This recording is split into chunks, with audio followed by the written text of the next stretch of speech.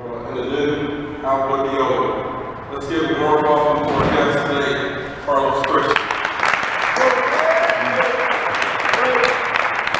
And before we get going with Carlos, I would like to say that I use a lot of his different stories, especially his story with his son when he was in the penitentiary, and how he stayed connected with his son. I use that in my different stories, in my different classes that I present, because I do believe that our speaker today not only exhibited, but demonstrated that you can be a father even if you're on the inside.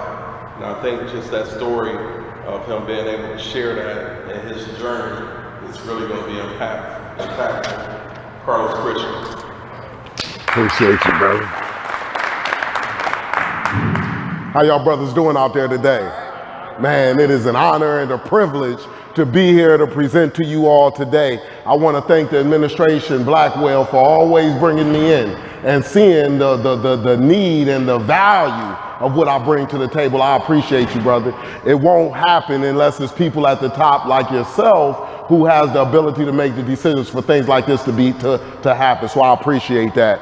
I'd like to thank you guys in the audience right now today, because I know that people can be a bit cynical when it comes to individuals coming from the outside to bring a message in, and people will say, you know what, it ain't nothing down there for me, man. It'll be more advantageous for me to be in the gym or to be working out or to be playing dominoes and cards. I understand how people can be a bit cynical inside of these walls, but I'm telling you, you guys in this room today have said that, man, you know what? It's a possibility that the brother has something to say, so I'm going to go down there and see what the brother has to say, because at the end of the day, I just want my situation to change, and I'm gonna do all that I can do to change my situation. So if this brother can ignite something inside of me that can help my present be better and me to be able to take advantage of my present, I'm going to go ahead and give it a shot. I'm going to turn over the rock and see what's up underneath there, right?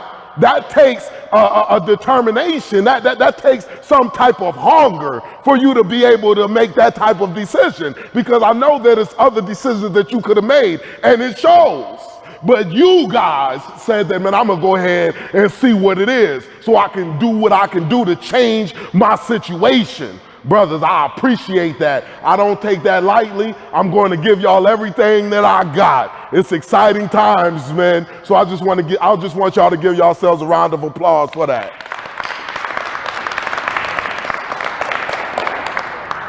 I've been doing Black History Month celebrations, and I've been doing these presentations since about 2013. I go around the state. This year I went to Indiana. I started doing the Indiana trip last year, but this year I doubled down and I went to Indiana again and got a couple of more institutions out there in Indiana. And it's always exciting to do the Black History Month presentations, because usually what I do is I take an historical figure and I break down their life and I put it in a presentation form to be able to inspire the audience. And I'm always excited because I get to learn a lot about myself when I do that. I get inspired by looking at the lives of somebody else and I see what they have been able to get done in history, and I say, wow, I can utilize that in my current day and time, and I can make something happen with the things that I have. If they were able to make something happen with what they had back then surely I can make something happen with what I got right now. So I always like doing that. And last year what I did, I went with the victorious mindset. The type of mindset that you have to have in order to be able to overcome all challenges that come in front of you. And I was excited to share with the audience the victorious mindset. I say the reason why people win is because of their mindset is set up a certain type of way. See, you got a mind to win, and that's why you obtain victory. That means that when you are in a situation that is not ideal, guess what you will do? You will go down and you will seek and you will find information to change your situation. A victorious mindset. See, some people who win, the people who win, they think a certain type of way. The people who obtain losses after losses after losses, guess what? Their minds are set up that way for them to obtain losses after losses after losses, and then they be upset. They have a stank face on their shoulders, and they look at people with that face, and it's like, brother, you doing all of that because of your mindset. You have allowed your life to be that way because of your mindset. So Victorious Mindset was exciting, and I always get a joy of doing this Black History Month presentation, but this year is a different direction, and I'm so excited about this year because this year I'm doing something different. This year I have the opportunity to share my vision, the vision that I've been given. So this year, the title of this presentation is Holding On to the Vision. In with the new, out with the old. See, the thing about a vision is something that you believe. It is something that has been placed inside of you. It is different from your sight. Your eyes give you sight, but a vision is something that you believe. It's a difference. That means that a vision will defy the odds. People will say a vision is impossible, but that's what makes a vision so great. A vision will bless your family. A vision will bless your community. A vision will bless the world. It will bless humanity as a whole when it comes to fruition. That's why a vision will be accomplished not by one person alone, but by a great number of people to be able to bring a vision to its fruition. It's two types of people in the world. It is that person who has been given the vision and he is responsible to lead that vision to its fruition. One. And then you got that individual who has been given the skill sets to help in accomplishing and bringing a vision that has been placed in somebody else to its fruition. Either or, but whatever you are doing, we should be working on a vision. For the people perish because of a lack of vision. That's what gives you life. It's holding on to the vision. It is important that we hold on to the vision. So this year, I've been going around the state, all different types of places. Indiana, on Friday I did Chillicothe, and it was like 5 people in the auditorium, but I said that I'm going out there to the yard, and I went out there to the yard. I zipped up my leather coat, I put on my hat, and I got busy on the yard because it is mandatory that the people hear the vision. Because the only way that you'll say that, you know what, I got the skill sets to help bring that vision to its fruition is if you hear it. So it is my responsibility to share the vision. So I am committed to it. Sharing the vision. You look at people who have made history that we talk about today. Take, for instance, J.B. Stratford from the Black Wall Street, who was a cornerstone in the Black Wall Street. He was born in 1861 in Versailles, Kentucky, as a slave. In 1899, he moved to Tulsa, Oklahoma. By 1920, he was the richest black man in Tulsa, Oklahoma. He had a 65-room Stratford hotel. It was the largest of its kind that was owned by a black man in the United States of America. Born a slave in 1861, 1920, richest black man in Tulsa, Oklahoma, had the 65-room Stratford Hotel, the largest of its kind, that was owned by a black man in the United States of America. See, this is what visions do. When the vision comes to fruition, it defies the odds. So I'm sure that when he was telling people back in 1880, 1890, that he was going to become the richest black man in Tulsa, Oklahoma, I'm sure that people who rely on their sight, what their eyes give them, I'm sure that they were telling him, man, you a slave. Do you think that they are going to let you become the richest black man in anywhere? Do you think that they are going to let you build a 65-room Stratford hotel? You are crazy. But see, a vision is something that you believe. It is a belief.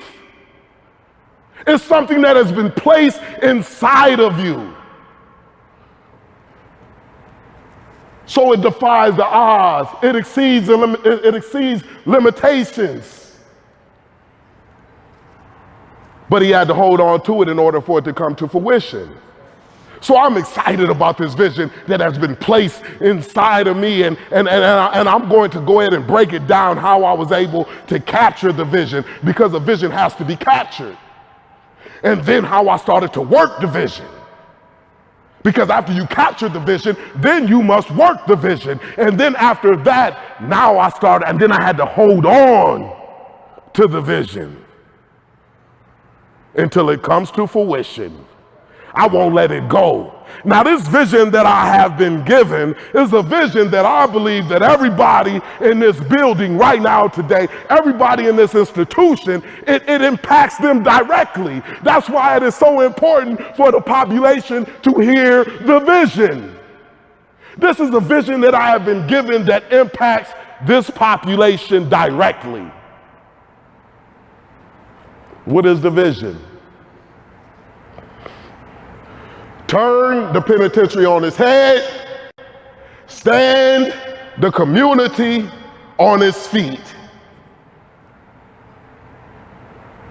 I'm so excited about that vision, and I ain't letting it go until it happens exactly like I envisioned it. Now, this is a vision that I believe that people should feel a little bit better about their days now, because somebody has been given a vision that impacts your situation directly.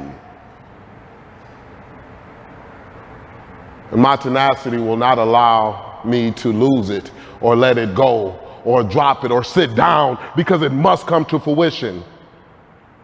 So what is the backstory to the vision that I've been given? How was I able to capture the vision? Well, we're going to go into the backstory of how I was able to capture the vision. I was raised in a single parent household. My father raised me and my brother. My mother, she got addicted to crack back in the 80s, and my father raised me and my brother alongside with my grandmother. My grandmother, she worked full time in Cleveland, Ohio in children's services. She would work from 6 a.m. to 6 p.m. My father, he worked as a janitor at Oberlin College. He would work from 1 p.m. till 9 p.m.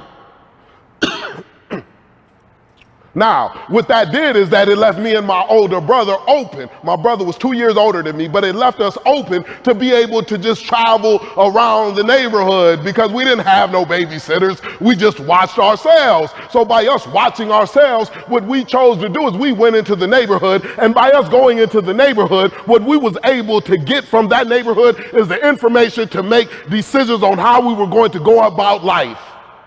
So the information that we were getting was that, Carlos, man, hey, the way that you are going to be able to get to another level in life, the way that you are going to be able to experience a sort of heaven, is if you go ahead and sell dope. So I said that I'm going to go ahead and start to sell dope. At 13 years old, I made the decision to start to sell marijuana. By the summer of 13, I was selling crack as well as marijuana, because I felt like that I had to include crack into my products, because I felt like that if I did, then I would be able to achieve my goals a lot quicker. It just seemed like that the clientele with the crack would help me get to where I wanted to get to a lot quicker. So before I got into the 9th grade, man, I was selling crack and marijuana.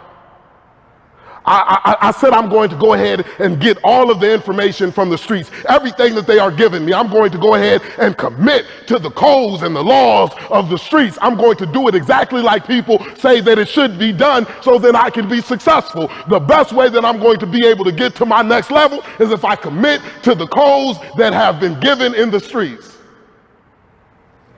I was committed, 10 toes down.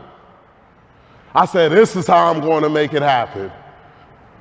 So you know that it has its ups and downs, and around 18 years old, I can recall that this is when the challenges really started to come at me. Now, I had skated through my whole entire teenage years without getting no type of felonies or anything. I wasn't in no juvenile facilities or anything like that. I said that I'm doing pretty good because I was abiding by the codes of the streets, right? So anytime that I had a cell, I never did communicate. I just did sign language with everybody.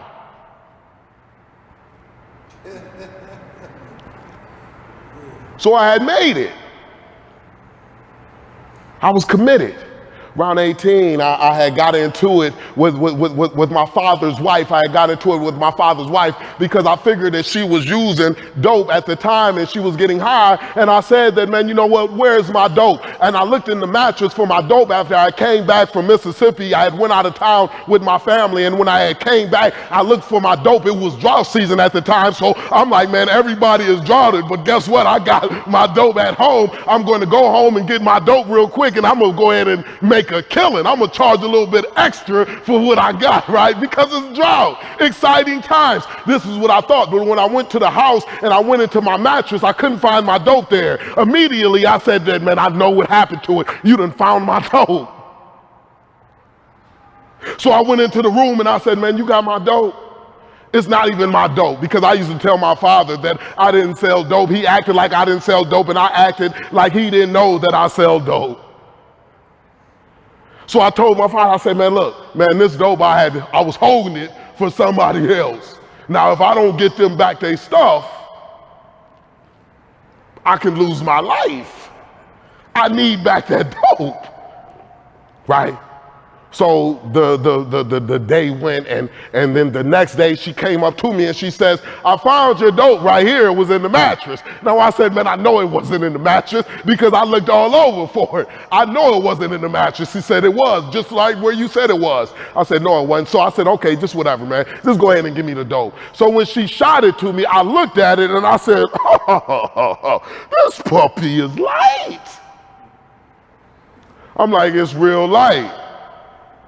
So I'm like, you've been pinching off of it. This is crazy. So I got into it with her and she said, you accusing me of taking some of your stuff? And she got into it with me. I got back into it with her, and the police ended up getting called. And when the police got called, my father said, you got into it with my wife. There's no way that you can stay in this house no more. You're gonna have to get out. And I said, this is crazy. What do you mean I gotta get out? I'm your son. You're gonna take her side over mine? He said, you arguing with my wife?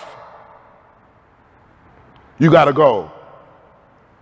I said, cool. I packed my stuff. I got on up out of there. I ended up going to my grandmother's house. So when I get to my grandmother's house, I'm doing what I do. And one thing that I used to do, I used to have 200 sacks. I used to individualize my sacks. I used to break it down and I used to put them in 200 sacks. And I would have my individual dime bags and I would put that in one big sandwich bag and I would put it inside of my drawers. So every time that I had re-upped, I always got me a fresh new pair of didunts. This would help me hold my product. So I would always do this, right? So I remember that I had some dope in my drawers, and when I came into the house one night and I was tipsy, drinking and smoking reefer, I come into the house and I forgot that it was there, drunk, and I went to the bathroom. When I go to the bathroom, guess what happened with the dope? It falls to the floor.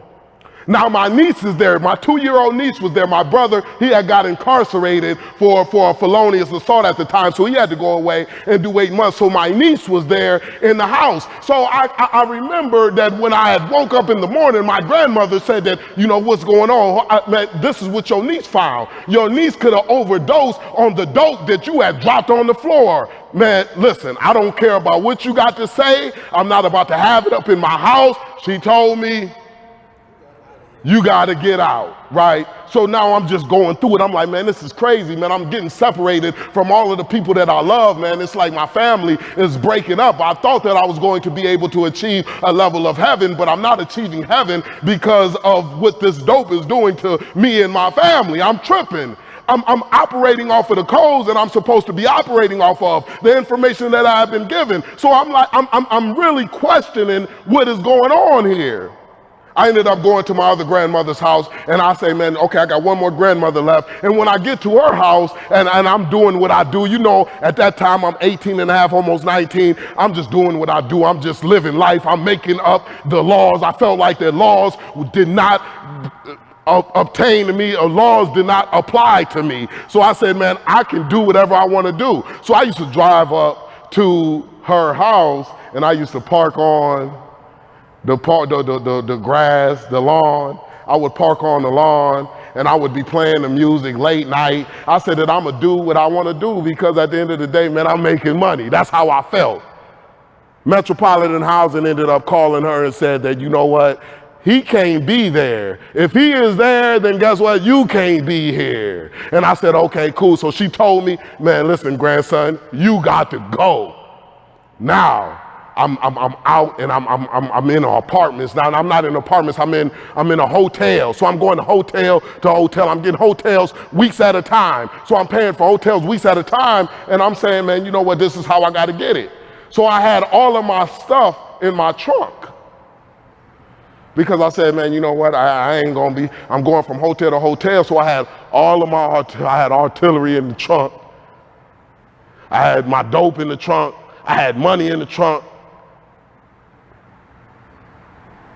Because I've been uprooted, right? So I can remember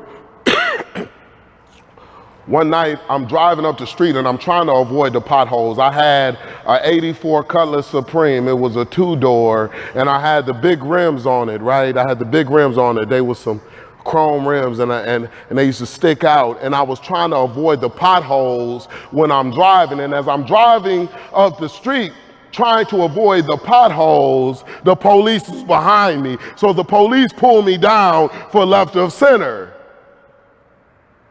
Now, of course, I was intoxicated too, but that wasn't the reason why I was in the middle of the street. So then they pulled me over for left of center. And when they pulled me over, it's almost like they had a drop on me and they went straight into my trunk. They went directly to the trunk and was like, boom. I'm like, man, what's going on? They had me handcuffed in the back of the seat, in the back of the police car, and they went straight to my trunk. They found a .410 sawed-off shotgun, a 9mm, fresh out the box. I got it from the Jamaican. They would say, man, I'm selling the brand new 9mm with the serial number scratched off, fresh out Z-box. I said, absolutely, let me get that.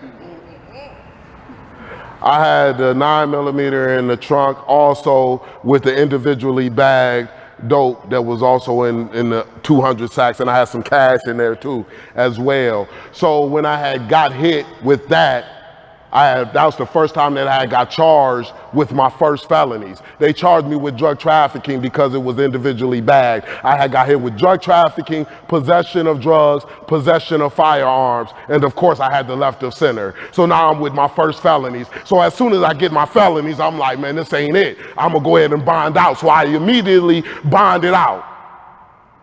So now I'm back on the streets, and now I'm saying to myself, man, I just got to turn it up another level. And you know, when you catch your cases, a lot of times brothers be optimistic. They be feeling like, man, I'm gonna get out of it, man. There's some holes in my case. I'm going to get out of it. And that's how I felt. So I was telling people, man, you know what, it's cool. They drove my car off of the scene. They should have towed my car. It ain't no telling they could have planted that stuff in there. That's what I'm telling people. And I went and got me a pretty good lawyer, so I'm really confident in what I was about to get. And I was thinking to myself, man, it's either gonna get thrown out or I'm gonna cop out to some probation. This is what I'm thinking. And when you come in contact with people, right, who in the hood, and they feel like that, you know what, you are in their way, it's really their hustle, but in their minds is that you are in their way, and they coming to you, and it just seems like that they are really like excited about you getting hit. And when they ask you the questions about you getting hit, they come to you like, hey, Los, what's going on with you, man? I see you got hit. That's messed up. Like, brother, why are you saying it's messed up with a smirk on your face, brother? Man, brother, man, you gonna go ahead and get 10 years, man. Like, you gonna get 10 years. You gonna, man, 3 for each gun. You know, brother, start to calculate your time. Man, 3 for each gun and dope. Man, brother, the serial number scratched off, sawed-off shotgun. Man, they might even make that federal. Man, they telling me everything that I'm going to get. And I'm telling them, man, brother, you don't know the story. I'm cool. I'm gonna be good. They just assuming. So I started to continue to do what I did, and what had happened was that I didn't have no license, and because I didn't have no license, I had my guy who had a license. I said that I'm going to get you with a license, but his hustle, again, wasn't clicking like that. So I said that, brother, I want you to go ahead and drive me around while I go ahead and make some licks, and I want you to drive me around throughout the day, and then you can go ahead and drop me off at my girl's house. My son had not been born yet. You could drop me off at my girl's house, and then after that, you know, just come pick me up the next day. He was like, cool. But his hustle wasn't like that, and what he used to do all of the time, the brother used to just look for opportunities to steal or to rob. This was his MO. But I said that, brother, you ain't gonna get me like that because you know me. You know how I get down. You know my commitment. So we driving and we doing what we do and things like that. He's getting high, I'm getting him high, and he's getting drunk and everything. So we cool. I'm making my money, everything is good. We go to a barbecue, and I remember, and this is important, man. We go to a barbecue. I remember that we was out there shadow boxing, we was getting it in, right? And then right before I had a sale come up and it was trying to get some dope from me, and I went to go look for my dope and I didn't have it. So now I'm saying that I must have dropped it when I was shadow boxing. So now immediately what I did is I started to look for it on the ground. I'm like, man, where is it at? I'm going to find where this dope at. So I'm looking for it on the ground. And as I'm looking for it on the ground, my guy who drove my car, who was driving my car, he's also helping me look for the dope. He's like, Los, we got to find it, man. This stuff is crazy. Man, I'm going to help you find it. So I'm like, no doubt. But in my heart, I felt like, man, brother, I think you got my dope. But I didn't want to just accuse him off the rip. I just wanted to give him the benefit of the doubt. And I said, brother, you sure? You can't find it either? Well, what had happened was that the brother ended up finding the dope. He wasn't looking for the dope seriously because he had found it and he had already pocketed it. He said that this is his opportunity. He ended up telling somebody that he thought wasn't going to tell me. And they brought me back the information. He told them, like, man, Carlos, he ain't gonna miss that dope. He cool. He gonna be all right. I had to get him.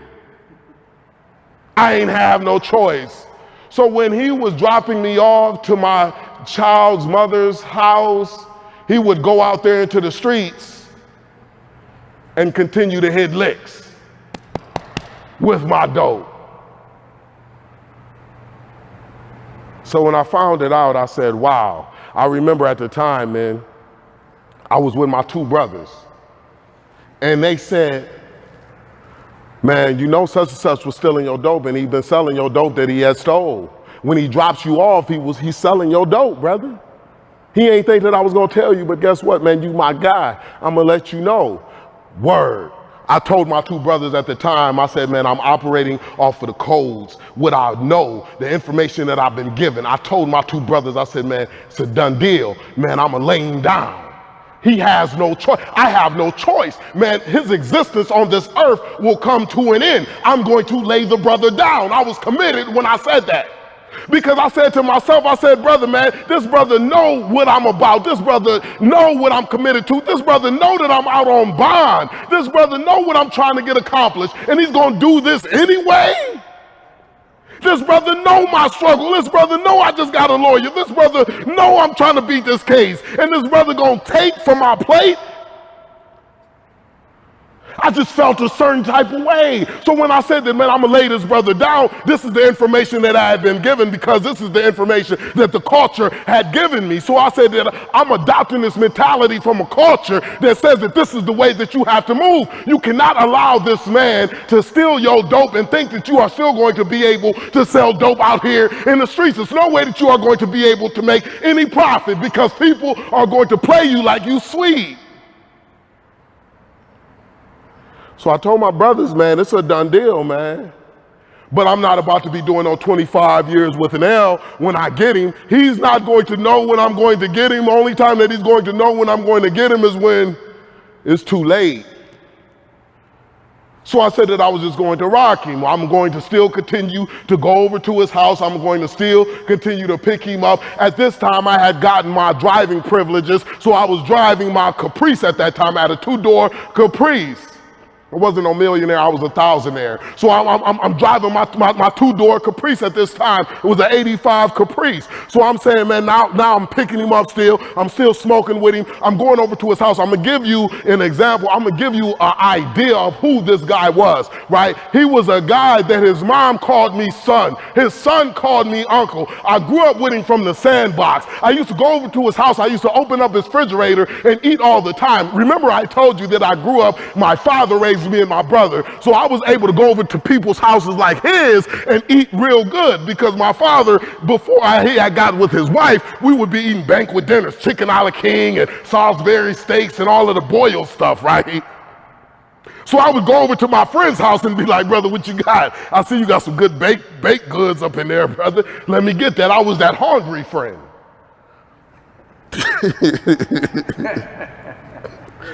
So this is who this guy was to me. We knew each other all of our lives. But I said that, man, what you have done, you cannot get away with it, good brother. I gotta get you. So we shooting dice all throughout the day. I'm still doing everything that we was doing, because my idea was that, man, I'm going to kill this brother and I'm gonna go to the funeral after I kill him and be right there crying with everybody else.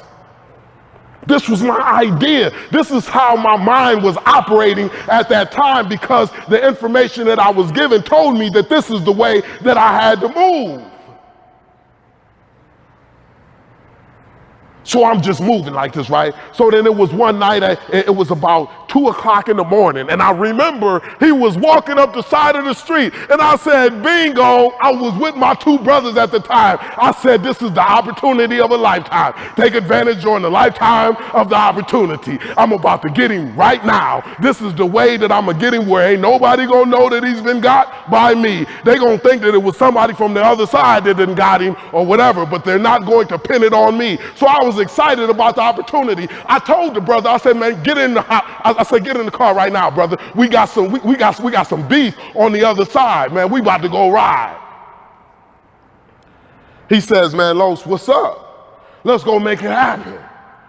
So he gets in the car. It was my 2 brothers in the car at the time. So he gets in the back seat, and while we are riding, he gets to saying things like, man, Los, man, I changed my mind, man. Just take me home, brother. Like, I got a son. Man, I can't get caught up in nothing like this, man. Just take me home. So when he says this, I said, I got you now. Now I'm about to go ahead and rock you. I said, you want to go home, brother? You going to go ahead and walk. He says, man, I'll walk. Just let me out and I'll walk. So when he's saying this, now what's going on in my mind is that I'm taking him all the way out to the back roads where there's no lights, it is no house, it's no houses, it's no kind of civilization out here. So I'm going to take him out there so nobody can identify me and pin it on me. I'm going to go ahead and blow his head off out here in the backwoods somewhere. Especially being that you are ready to walk. So as I'm driving, man, and I'm getting closer and closer to nowhereness, right? And I'm looking around, but I'm telling you, the feeling that I had inside of me was something different. I know that my mind said that go ahead and get him, because this is the move that you have to make. You cannot progress in this game if you don't end his life. I know that my mind told me that. I know that this is the way that I should be moving. But what was inside of me was just, man, this brother came up from the sandbox with me. His mom calls me son. His son calls me uncle. I'm about to end his life over some materialistic things, over some money. I'm about to end his life like this. So my heart was beating, and I just started to feel like it wasn't right. And I said, man, dang. And I remember I looked onto the passenger seat, and I seen my brother. He was sitting in the passenger seat, and I looked at him, and he was just looking like, man, ain't nothing about to go down, man. This brother ain't about to end him, man. That's what it looked. That was the look on his face. When I asked him now, when I had got home, he said, brother, I was just drunk. I didn't even think that. He said that he was thinking more of, man, you should just cut him off, brother, and stay away from him. So I'm in this space right now. But my mind is telling me, brother, you got to move forward, because you done spat those words out to existence, and you got to be a man of your word. Like, I never wanted to be that individual who just talked and didn't do. I said that I mean what I say and I say what I mean. I never wanted to be that type of individual when I was in the streets. I used to look at those type of individuals and be like, brother, you talking, and I'm gonna show you that you talking. So when I had said that I was going to lay the brother down, I had to honor my commitment, even though I felt like that it wasn't right. I said, in spite of me feeling like it wasn't right, I still got to move forward with it, because if I don't, I won't be able to look myself in the mirror, because I already spat those words out into existence, and I got to honor my word. So at that time, I was an autopilot. I said, brother, boom, get out the car. You want to walk? Get out the car. So when we pull out, I step out of the car. It's a 2-door 85 Caprice. I had the pistol to the side of my hip, just like this. Now I'm not no marksman, so I don't know about my aim and things like that. So I wasn't trusting my aim. I said that I'm gonna have the pistol to my hip, and the best way that I'm going to be able to get him is if I put the barrel to the back of his head. So then I ain't got to aim. I know that I'm gonna get my man if the barrel touches the back of his head, right? Right. He gets out the car. He's like, Los, man, you tripping. Man, I'm walking home, I don't care. I'm like, brother, do what you gotta do. Now I'm in autopilot mode. And as soon as he get out the car, I take the pistol from the side of my hip, I put it to the back of his head, to where the barrel touched the back of his head, just like I had said that I needed to do in order to make sure that I had got him. And as soon as the barrel touched the back of his head, I pulled the trigger. And when I pulled the trigger, I heard, ah! Lowe shot me! Lowe shot me! And this brother runs off into the night. I'm like, this brother running off into the night, this is crazy. I thought when a brother gets shot in the head, he's supposed to drop. This is some next level stuff. This brother then mutated into something different that I don't identify. This brother takes off his shirt. He had a white shirt on. So now we back in the woods. It's trees and stuff. I'm chasing the brother. So when I chase him, he take off his shirt because he didn't want me to be able to see him. He had on a white t-shirt. He's dark-skinned and he blended in with the night. So I'm like, so I come up to him again and I pull the trigger again. Pow! It hit him in the back. He said, ah! Lowe shot me! I've never been shot, but it just seemed like it burned. Seemed like it burned. Right. That's what that brother was exhibiting. So he continues to run off into the night, and I remember I told my two brothers, I said, man, come on, let's get into the car. We got back into the Caprice, and I said, man, the brother gonna bleed out. He keep on running, he's going to collapse. There's nowhere for him to run to. It's nothing back here. There's no houses. It's no lights. It's no civilization back here. He's going to collapse and get consumed by wildlife. That's what I was thinking. We drive off, and I remember that I had went to my grandmother's house at the time, and I said that, man, you know what? Just in case I get questioned about this, I'm gonna make sure that I cover my tracks. So what I did, I sprayed off my vehicle, just in case it was blood splatter on there. I sprayed off my vehicle with the hose at my grandmother's house. She had a hose connected to her house. I was able to use that. I put all of my clothes in the washer, and I also peed on my hands because they said that it was acid in my hands and it would get the gunpowder off of my hands. I'm thinking like this, I'm dead serious. I'm just like, let me cover all of the tracks. I've never been that type of guy that said that I'm okay with going to prison. I've never been that type of guy that said that I'm okay with just getting shot up or whatever. I wanted to always do the best that I could to be able to be successful. I always wanted to be successful. I hear a helicopter while I was laying in the bed. And I hear this helicopter. I'm like, that's kind of weird. I wonder what's going on. What was happening was that the good brother was getting life flighted. to the hospital. This brother ended up finding a house in the middle of nowhere, a log cabin. And when he found the house, he knocks on the door, still adrenaline rushing. What do you think that he said? That brother took it up another level.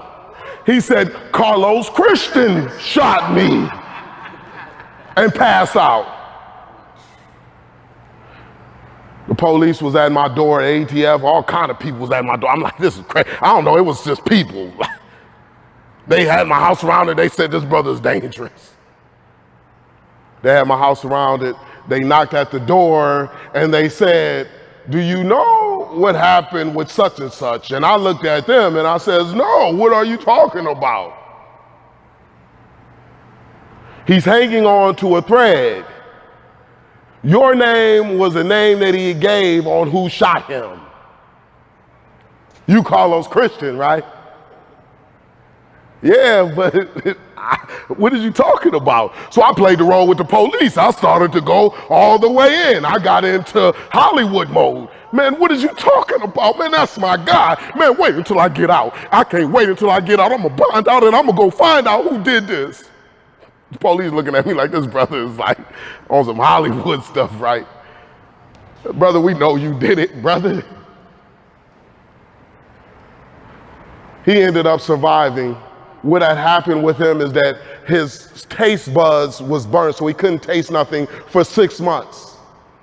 Because of the flame from the barrel of the gun went in his mouth, burnt his taste buds. He fought for his life. He was able to keep it. So instead of murder, I was charged with attempted murder. I ended up pleading guilty to attempted murder, possession of drugs, drug trafficking, possession of firearms. They combined both of the cases, the case that I was out on bond on, and they combined that case too as well. My son was 3 months old at the time, and I was sentenced to serve 10 years in London Correctional Institution, from 19 years old to 29 years old. Now, men, when I got inside of the facility, this is when I started to capture the vision. Because I started to look around and I started to say, man, this is not the place that is ideal. I don't like having to be counted 6 times a day. I don't like to have to go down to the town hall, and because it's no more burgers, I got to eat bologna sandwiches because brother's been doubling up throughout the day and I'm the last lot called. I don't like that. I don't like having to go to the visiting and I got to bend over and spread my cheeks and lift up my feet to be able to see my loved ones. I don't like being around people who are tolerating me at best and they don't celebrate me. I don't like this environment. I'm just being honest with myself. But what I started to understand is that, man, people are coming to this environment in high numbers. This is when I'm capturing the vision. I say, why are people treating institutions like it's no big deal? The vision. I don't like this. I had an older guy, he pulled me over to the side, he said, Carlos, man, guess what, brother, you know you're a legal slave. I said, I know it's like slavery. He says, brother, you're a legal slave. I said, what are you talking about? He says, Carlos, read the 13th Amendment, read the Constitution, the law of the land. I said, what are you talking about, school? Let me see what you're talking about. When I read the Constitution, the law of the land, the 13th Amendment, it said neither slavery nor involuntary servitude except for as punishment for a crime where the party shall have been duly convicted shall exist in the United States or any other place subject to his jurisdiction. I said, the only way that I can be a slave in the United States of America is if I get convicted of a crime and it serves as punishment. See, this is when I started to come against what I was looking at. I said that this is when the vision started to get captured, because I said that, man, it's no way that I can have adopted a mentality that has put me inside of this type of position.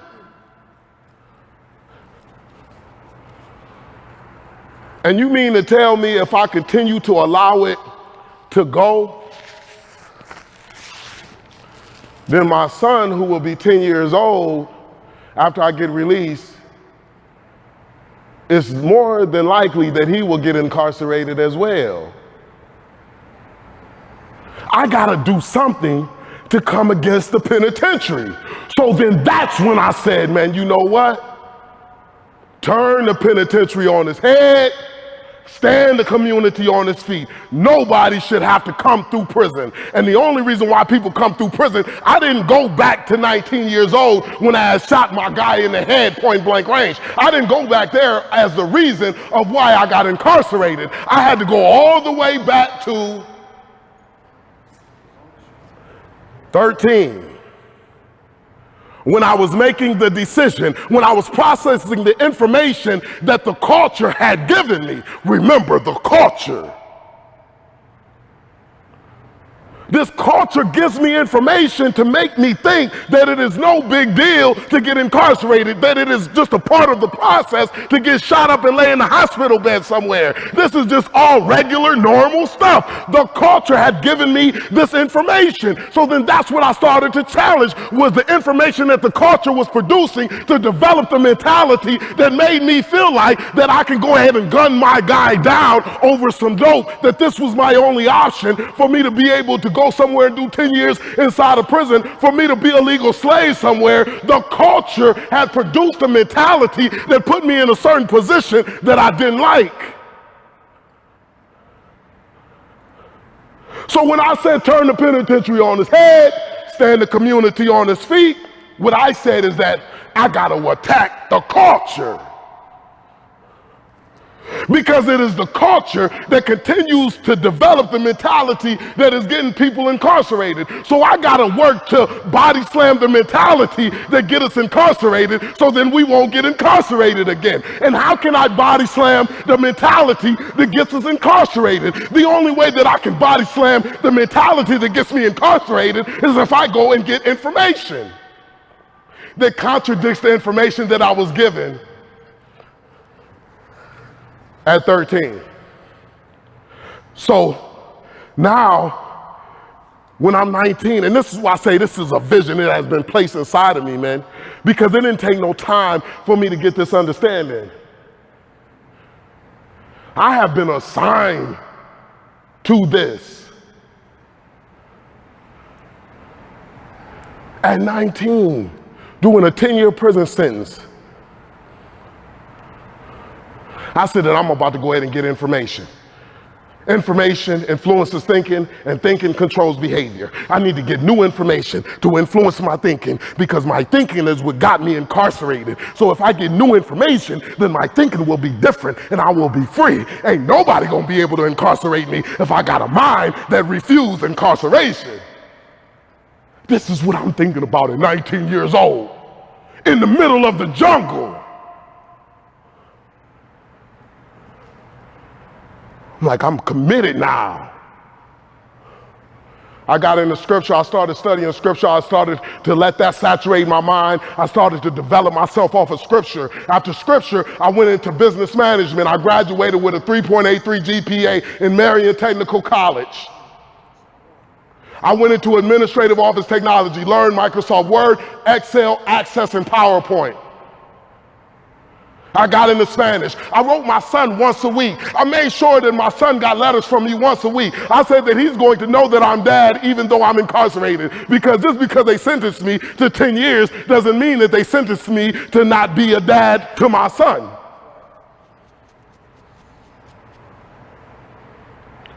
I'm developing character traits that contradicted prison while I was in prison. I said that I gotta become a civilian while I'm incarcerated. That means that I gotta adopt a civilian mentality so I can get civilian benefits, because I don't like these outlaw benefits that are coming from my outlaw mentality. I cannot continue to say that I'm going to go about things in this way, because if I go about things in this way, I'm going to get these results. We already understood that these results do not fit me. It does not fit my spirit. I don't like being a legal slave. I don't like going to the chow hall and having to get bologna sandwiches because there's no more burgers left. I don't like sleeping on a little cot that I can't roll over, I gotta flip over. The cot looks like a coffin because it's similar to death.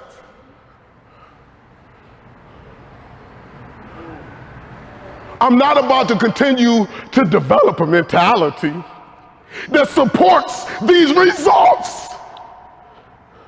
I don't care what nobody say.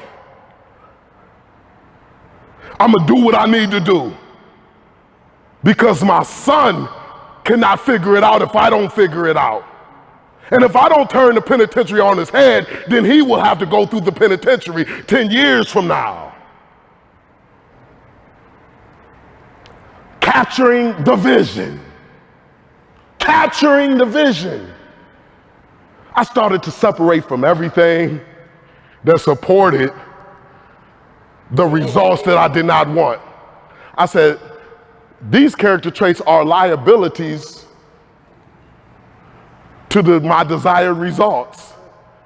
These character traits are liabilities to my desired results. So I got to get rid of those character traits so I can achieve my desired results. It is up to me to design my life. I'm not waiting for everybody else to design my life, because when they design my life, they say that I should be standing for count. I want to go ahead and design my life. But I got to make sure that I got the mentality to get that done. I'm coming against everything. My language changed. I said, I'm not even going to be talking the same way. I stopped saying nigga inside of the penitentiary when I was 19 years old. Brothers was looking at me like, man, brother. I said, man, you's a dirty brother. You doing wrong, you's a dirty brother. Or I would call them good brothers. I said, I'm not going to continue to use the word nigga, because nigga was developed to demean me. Because it was developed to demean me, I'm not going to drop off the ER, put an A on it, and say that it's mine now. That doesn't make sense. If it was mean for my demise, if it was meant to demean me, then what kind of sense does it make to say that I'm going to take what was meant to demean me and make do of it? That just didn't seem powerful to me. It didn't make no sense to me. So what I said is that, man, you know what? I'm not saying nigga no more. If somebody gives you a plate of boo-boo, say, brother, this is for you. What do you think that their intentions are when they give you that plate of boo-boo? They have no respect for you, right? Right. They don't care about your individuality. They don't care about your well-being. So if somebody gives me a plate with boo-boo on it, I'm not going to say I'm going to put some salt on it. I'm going to put some hot sauce on it, and I'm going to make do of it. What I'm going to do about that boo-boo is I'm going to say, I'm going to go ahead and get my own food. I don't got to take what you give me. If it's not for the best me, I reject it. You can't call me, I'm not gonna call nobody my nigga if the word was designed to demean me. I'm not going to make use of it because that just doesn't make sense. I made a conscious effort to stop saying it. It didn't make sense. And I said, where I need to go, I got to do things that make sense. The people who populate the penitentiary is the people who do things that just doesn't make sense. We got to challenge the things that have been given to us, because some of the things that have been given to us is not accurate information. It's not information that's going to get us to our next level. And because it's not accurate information that's going to get us to our next level, we got to suffer. We got to pay the price because we are doing things that don't make sense. Let me change my language. Only time that I use the word nigga now is when I'm conversing on why I don't use it.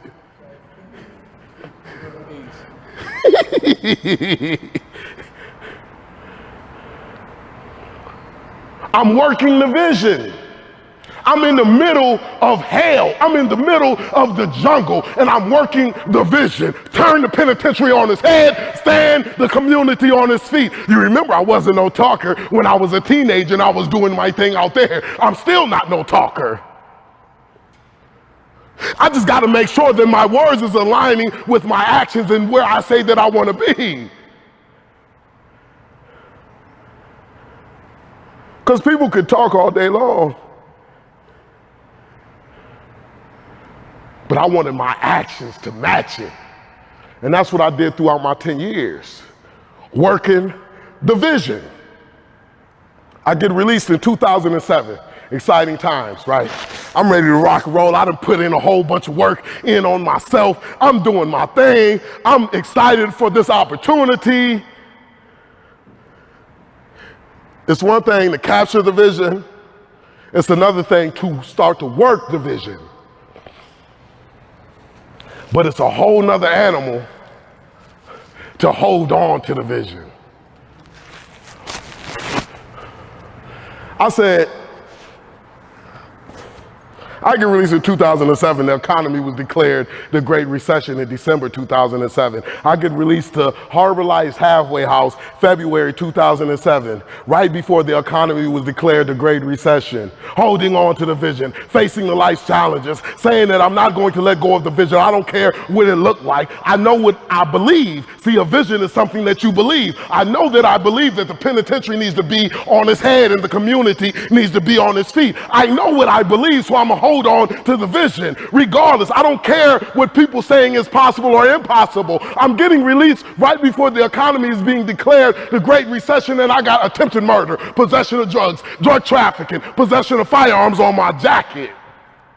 That means that people who are at high-level positions are coming down to entry-level positions because there is no jobs, and people got to feed their families. So I'm competing with individuals who are coming from the high-level positions to the entry-level positions to be able to obtain employment, because I said that I got to get employed, because if I don't get employed, then I will go back into my old way of living. And if I go back into my old way of living, then I will get reincarcerated. And if I get reincarcerated, then the penitentiary structure will continue to stand on its feet.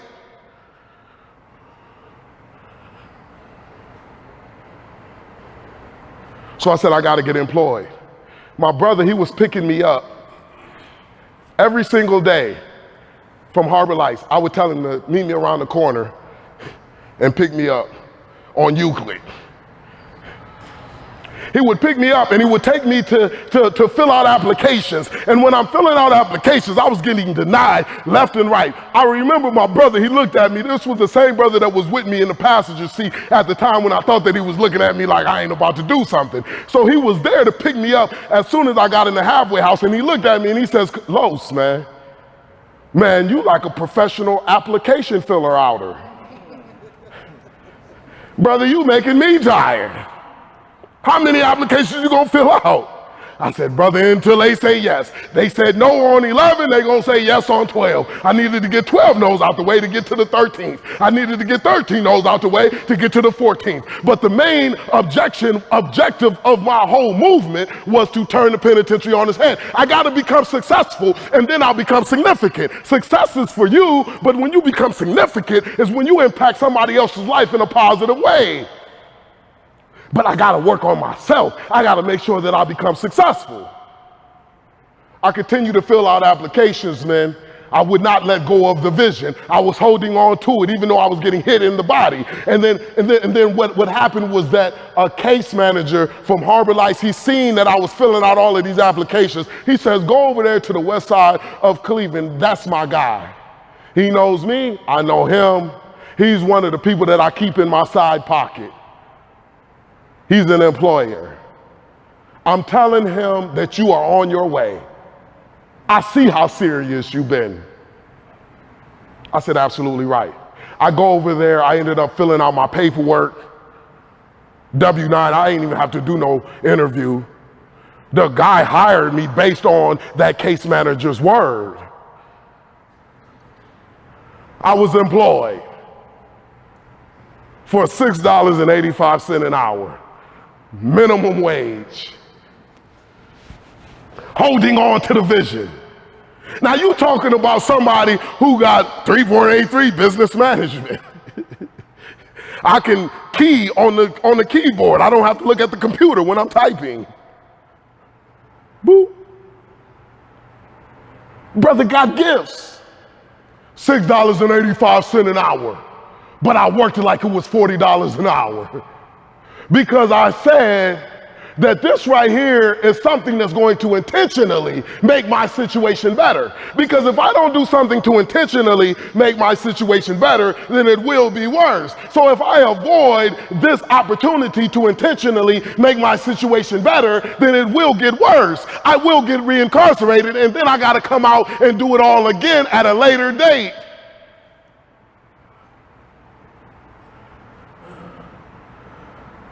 So I was committed to working that $6.85 an hour job, minimum wage, like it was $40 an hour. Holding on to the vision. Everybody around me complaining, all of the employees complaining. They like, man, this is crazy. It's like the harder they work you, the less you get paid. Man, I can't stand this job. But when I was coming up in there, I'm like, man, you just don't understand, man. I'm feeling it. I'm working on a 600% raise. I was getting paid 22 cents an hour. And you get a 3-cent raise after 3 years in the furniture factory that makes $50 million a year. I'm at a 600% raise at $6.85 an hour. If you had a 600% raise, how would you feel? How would you be? You would be excited. Well, I'm excited. You need some overtime done? When everybody else is complaining about overtime, I'm like, man, sign me up. 60-hour work weeks, that's me. I'm holding on to the vision. Did I get off of work tired? Yes. I got out of the halfway house, man. 6 months later, I got out of the halfway house, working my $6.85 an hour job. I moved into my own apartment. It was furnished. I didn't go to my father's house. I didn't go somewhere else. I said that I'm going to get my own keys to unlock my own doors because I done been watching doors open for 10 years now. I done been living with somebody for 10 years now. When we get into the shower, brothers is talking to me butt naked when we in the shower about wreck. I don't want to be around nobody right now. I want to be able to have my own time. Brother, don't talk to me about rec while we butt naked, brother. Let's go ahead and put our clothes on and then you talk to me about recreation. That's not normal. Brother, don't try to dap me up while we on the toilet, brother. Man, you a real brother, Los. Brother, man, you see I'm trying to concentrate.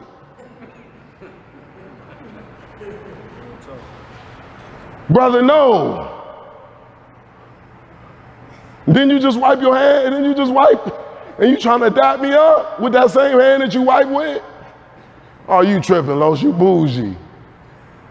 Brother, this is abnormal. So I ended up going into my apartment, man, and this is big. This is big, because I'm holding on to the vision. I'm going into my apartment, and the apartment was furnished. It was off of 30th and Carnegie in Cleveland. It's furnished. I'm like, yeah, I'm living the life. And this is mine. I'm opening the refrigerator. It's mine. I done got me some burgers. I got me some Flanders. The Flanders, they was breaking apart like a mug. They was the pre-made patties. I was like, man, I remember them burgers used to be pre-made. They used to be good. And I went and I got me some Flanders. And the Flanders was breaking apart. They was flimsy in the mug. I'm like, man, but I ate all 30 of them before I got me a new brand. But I got me some Flander burgers. I'm cooking my burgers. I'm living my life. And I'm looking around, I'm sitting on the couch in my love seat. It was leather too, furnished. I see something dark across the floor. I'm like, what was that? And then another one darted. Boom, boom, boom, boom, boom. I'm like, man, what the heck is going on here? I'm like, oh no. That's why it's $475 a month. That's why. That's why. There's some other things in here that's going in on the rent. Roaches was all through that puppy. They was all over everywhere. And they started to get a bit aggressive with me too. I'm like, man, y'all jokers is crazy. They started to get so aggressive. I remember I told my brother, the same one that was in the passenger seat, we out in the parking lot, and I'm telling him, I'm like, man, listen, bruh, man, they up there, man. He's like, Los, man, you got the bachelor pad, man, you tripping. I says, no, I'm not, man. Dead serious. They up there, man, they all over the place, man. And they don't respect nothing. They all in my bread. They all in my food. I can't leave nothing out. It's crazy. He's like, Los, you tripping. I said, all right, come on up here. We ain't gonna talk about it, no, ain't gonna talk. We gonna see. Brother come up in there and he looking around, he's like, Los, I told you, man, it's cool, man. Them jokers wouldn't even come out. I'm like, man, what? I'm like, they here, man.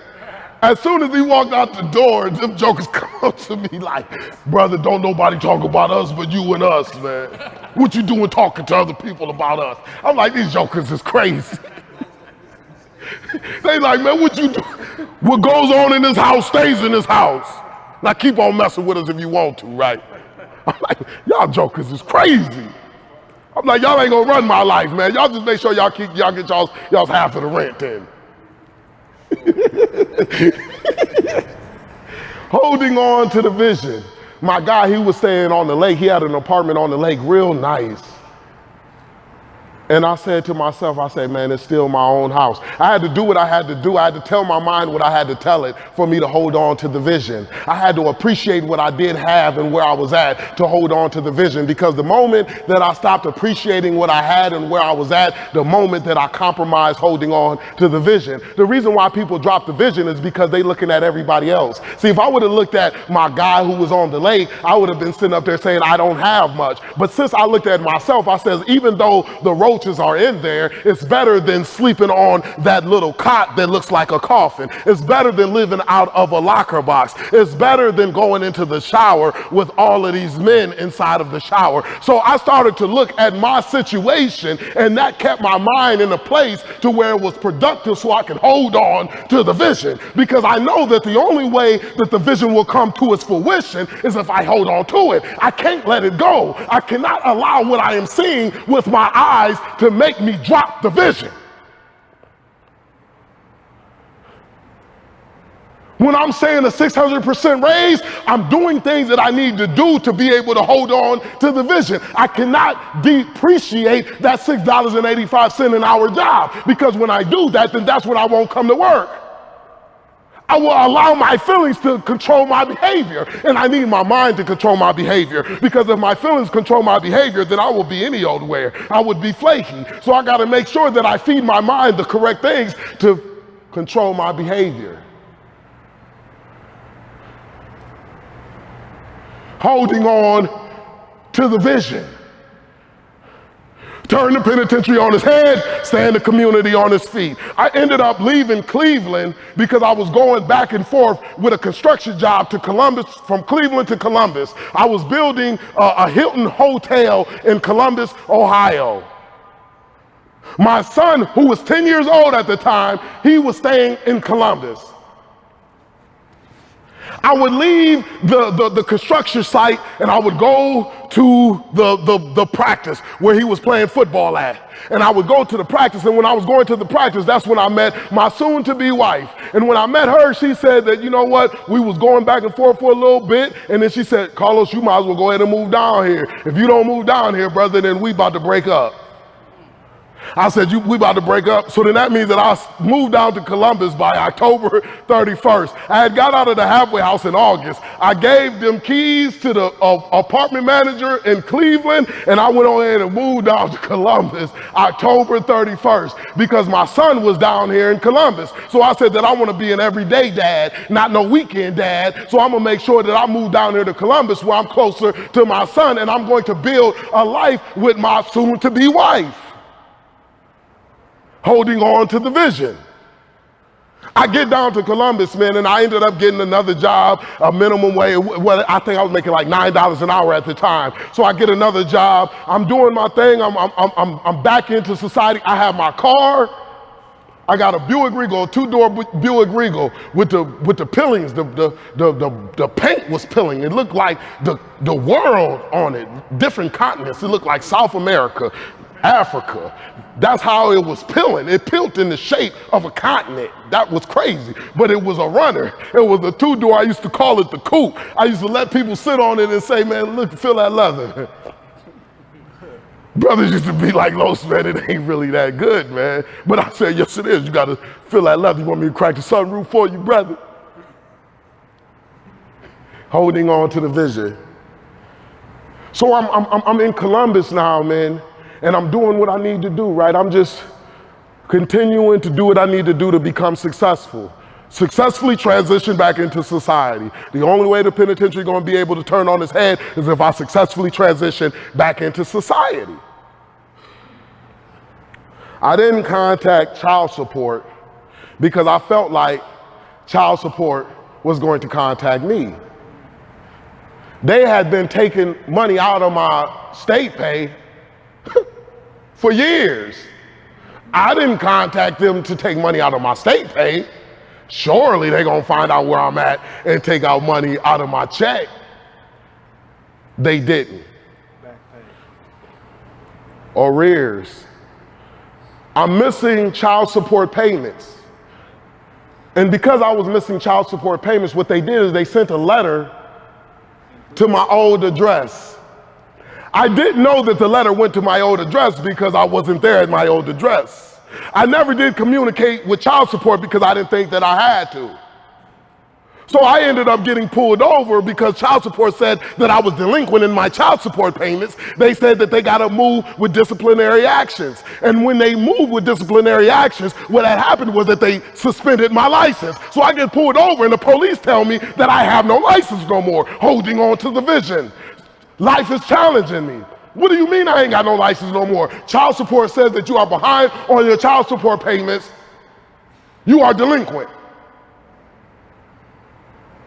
I contacted child support. I said, what I gotta do to get my license back? You gotta pay 3 months in arrears, and then you gotta pay your reinstatement fee, and then you can get your license back. And then you gotta start to make your child support payments every month. I said, that's fine. It was nothing but $50 because it was on the minimal amount of income because I was incarcerated when that child support order was established. So I had to make $50 payment a month. I said, that's cool. Now at this time, man, I was picking my son up every single day in the morning time. At 7 o'clock before school, I would pick my son up. I would take him to school, drop him off, and then I would pick him up after school. I would take him back to my house where he would eat dinner, and I would help him to be able to improve in his reading. He had a 2nd grade reading level in the 5th grade. So I said that I'm taking him to reading buddies, I'm getting him his school clothes, I'm going to his football practices, I'm getting him his equipment, his cleats, and everything. I'm really invested into my son.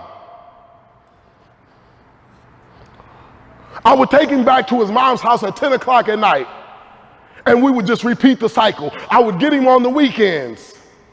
So his mom wasn't thinking about child support because I had fell right into place. I wasn't thinking about child support because I knew that I was handling my business. But child support was thinking about me. And they was committed to it too. I paid the 3 months in arrears, paid my reinstatement fee, and I'm like, man, okay, I'm cool. I got them off of my back. Holding on to the vision. I get hit, I still keep on moving. I'm not going to drop the vision, turn the penitentiary on its head, stand the community on its feet. I'm going to hold on to the vision. I don't care about that. I'm going to keep on moving. I look up one day and I'm looking at my checking account and I say, man, what is going on? What does it mean I'm in the red? I got overdraft charges. What's going on? Overdraft charges. I had been charging, and for everything that I was charging, I was getting hit with a $35 overdraft charge. The reason why I was getting hit with a $35 overdraft charge, the little $600-700 that I had in my account got taken by child support because they didn't put into the computer that I paid my 3 months in arrears. And I'm in compliance. So then because they forgot to put it in the computer, what had happened was that they went to extensive measures. They say, now we're going to wipe everything out of your banking account. Men, that was my rent. I'm working for $9 an hour. I'm looking and I'm saying, man, I'm doing everything that I need to do. I'm taking care of my son. I stopped cussing. I did what I was supposed to do inside of the penitentiary. Man, what is going on, man? How is this happening? Trying to get me to drop division. But I said that I'm not about to drop division. I sat at the kitchen table and I was feeling like I was about to cry. But I said, I'm not about to cry. I'm about to go ahead and just do a little bit more time at work. I'm going to pick myself up. I got to hold on to the vision. I will not become successful if I give up. I got to pick my head up. I got to pick myself up. I got to keep on moving. I got through 10 years in prison. I can get through this. I did a decade. Lowest level of living.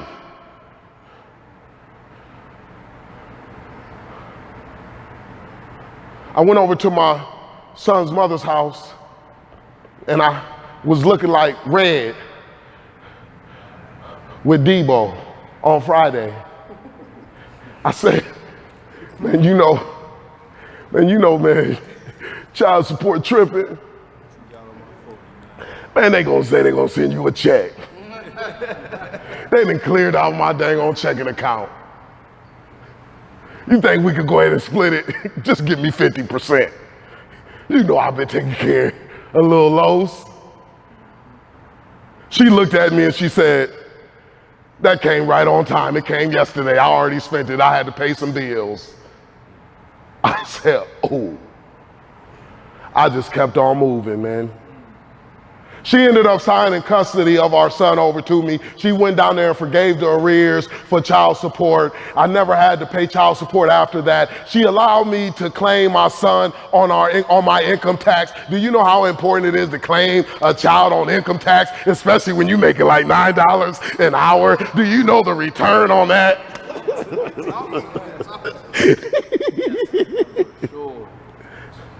I had my son now 5 days of the week, and he would go to his mother on the weekends. I say that this is the life. Holding on to the vision. Holding on to the vision.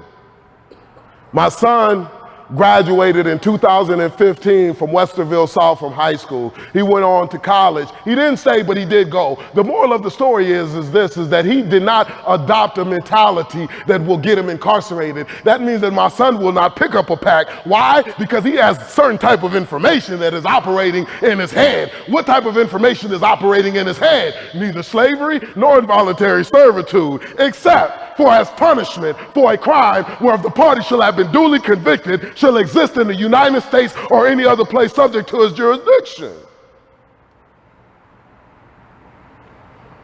I established a relationship with my son so he can operate off of accurate information that will put him in ideal situations. Turn the penitentiary on his head by attacking the culture that produces the mentality. My son is asking about establishing credit right now. He's 21 years old, about to be 22 years old. He's thinking about purchasing a home now. That means that instead of renting, he says that I'm going to go ahead and purchase my home. So by the time that I'm 50, I will have my house paid off. So now the only thing that I will be paying is property taxes instead of go ahead and renting. And then when I got to get out of that apartment that I am renting for years on top of years, I don't even get back the security deposit. That's just money that I blew in the wind. My son can move in a different manner. I had two other children after my oldest son. I got a 10-year-old son. He go by the name of Baby Bubba, and I got a 3-year-old daughter. My 10-year-old son, he knows the 13th Amendment. My daughter, she will know it. Attacking the culture. You know who my son was for Halloween this year?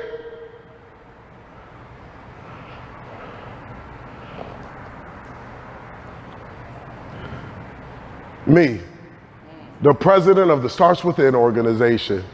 He had on a red tie and a suit. He had on a beard, a fake beard, and he had on a fake bald head. And he's going to people's houses saying trick or treat, and they are saying, who are you, Frederick Douglass or somebody? And he says, I'm my dad, the president of the Starts Within organization.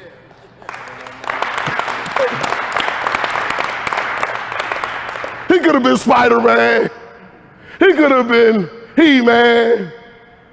He says, I'm gonna be my dad, the president of the Starts Within organization.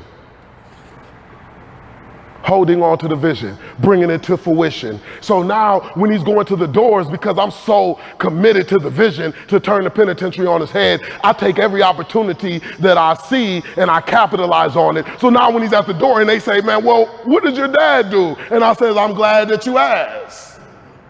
What we do is we go inside of the prisons and we work with individuals who are currently incarcerated. You want to get a part of this movement?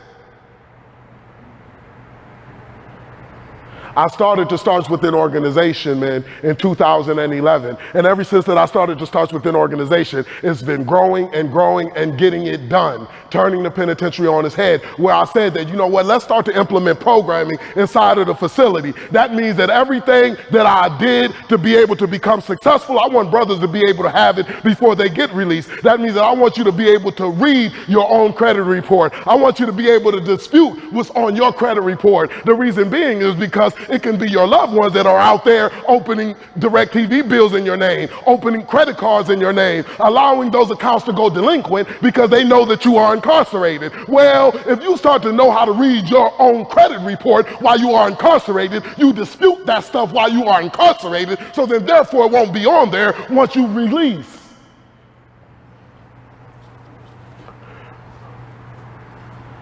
So this is the purpose of the program. I want you to have your business plan at the end of the program.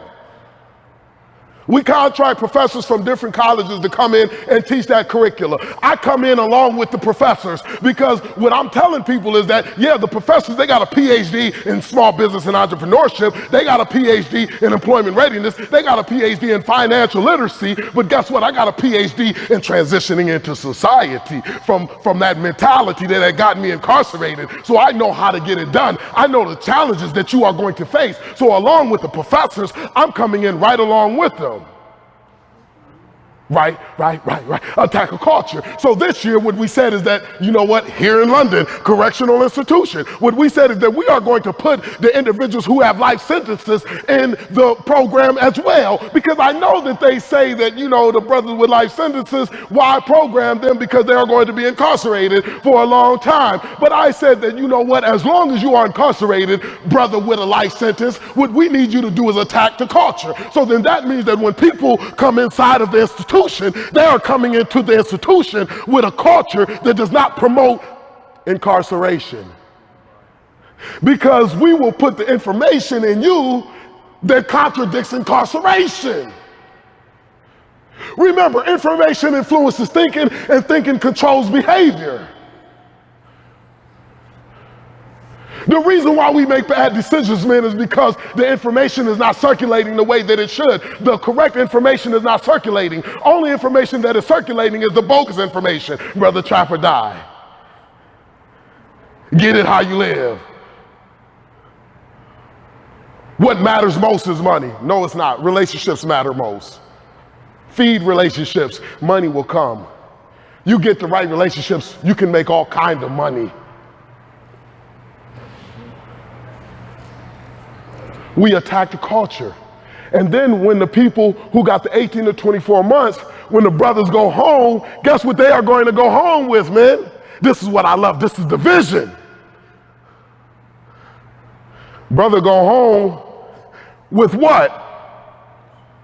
Information. So he's going to go back to his neighborhood that he still has influence with. Because one thing that people don't count is that brothers who are incarcerated got influence with the population. That means that when I got released and I went back to the hood, they put a party on for me. They celebrated me for like a year straight. Lowe's home.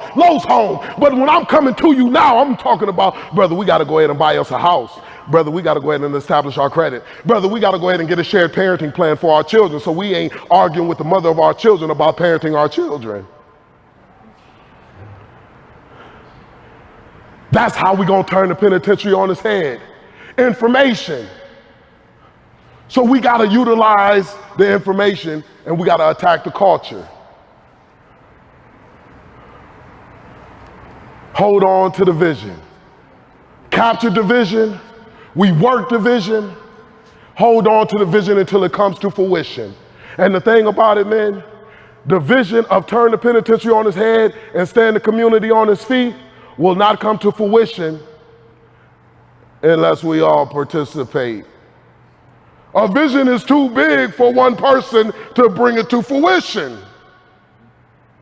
Yeah, I've been given that vision. It is my responsibility to lead the vision to its fruition, but it's not going to be done unless you get that information and you get inspired and you say that I'm going to help develop and bring that vision to its fruition. So when you see me over here, and I'm about to wrap up, men, that's the penitentiary structure. And you see me like this. Oh, I'm trying to reposition myself now because it's kind of hard. It's a mammoth. Remember, it's 2.3 million people that's incarcerated. 2.7 million children who are under the age of 18 has an incarcerated parent. The likelihood of an individual who growing up to be an adult who was incarcerated, who had an incarcerated parent, is high. It's 1.3 million parents who are fathers and mothers to children under the age of 18. I'm struggling and I'm fighting to make sure that the penitentiary gets on its head. Men, when you see me like this, what are you gonna do? Right? I can't tell. Right. Look, it's take more than two of us. It's still hard, right? We ain't got it on his head, right? What we gonna do, man? What we gonna do? We got it. It ain't turned over yet. It's still. What we gonna do, man? We gonna let it stand. The penitentiary structure is standing. If it stands, then it's a good chance that your children will come through it.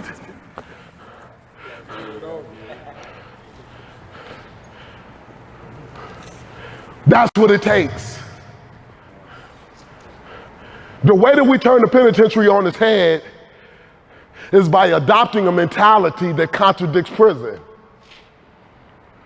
and developing a mentality that will keep it on its head and stand the community on its feet. We can't sit up here and say, I'm gonna be too cool to get it done. Because if I don't get it done, my son is likely to go through a structure that is still standing. And if my son goes through a structure that is still standing, it is because of my reluctance to turn the penitentiary on its head, because I continued to support a mentality that kept it on its feet. Legal slave, neither slavery nor involuntary servitude. I made the decision to keep it on its feet. The greatness is within us. When I go, and I'm in closing, I'm gonna wrap it up, Blackwell. This is the last one, so I gotta give them all of it. When I'm going into Delaware County Jail, because now I'm starting to do the Delaware County Jail because I said that I want to get the people who doing 20 days and going home, because if we can body slam the mentality while they doing 20 days, they won't elevate to felonies. I'm turning the penitentiary on its head, going into the juvenile facilities, turning the penitentiary on its head. Before they get adult crimes, we're gonna go ahead and get them while they still young. Turn the penitentiary on its head. The sheriff of Delaware County Jail, he says that Carlos, he don't say Los, he says Carlos, Russell Martin, sheriff of Delaware County Jail. I do programming inside of there. He done bought over 700 copies of the book. I got Prison Without Bars, It Starts Within, and also the Walking Logo, Taking Back My Life, Volume 2. He done bought over 700 copies of the book. He spreads them throughout the jail, so when people are coming inside of the facility, they are reading my book. What's in the book is my mentality, so then therefore I'm telling you how I got it done. He says, and this is on video, I just did the Walking Logo documentary, just filmed the Walking Logo documentary, so it's on video. It's been captured on video for all to see. We are in an empty jail cell, and I said, Sheriff, turn the penitentiary on his head. He was like, you're right, brother. Stay in the community on his feet. I said, absolutely right. I said, Sheriff, man, how do you buy those books? You bought over 700 copies of the book. He says, Carlos, the way that I bought the book is with seized drug money. I can spend that seized drug money on education, training, or equipment. I use that seized drug money for education, and your book qualifies as education. Education. Training is for them. They talk about education for the population. So you look at this, and this is what I'm talking about when you hold on to the vision, and when it starts to come to fruition. You will be that J.B. Stratford who became the richest black man in Tulsa, Oklahoma. Things will happen that they say cannot happen. 19 years old, my car got seized because they said I got caught with dope in the trunk, and they said that it was bought by drug money, confiscated. I had money that was confiscated. They said that it was drug money. Now, because I done developed myself and I done held on to the vision, I done went against all of the life's challenges. Now, my book is being bought by seized drug money.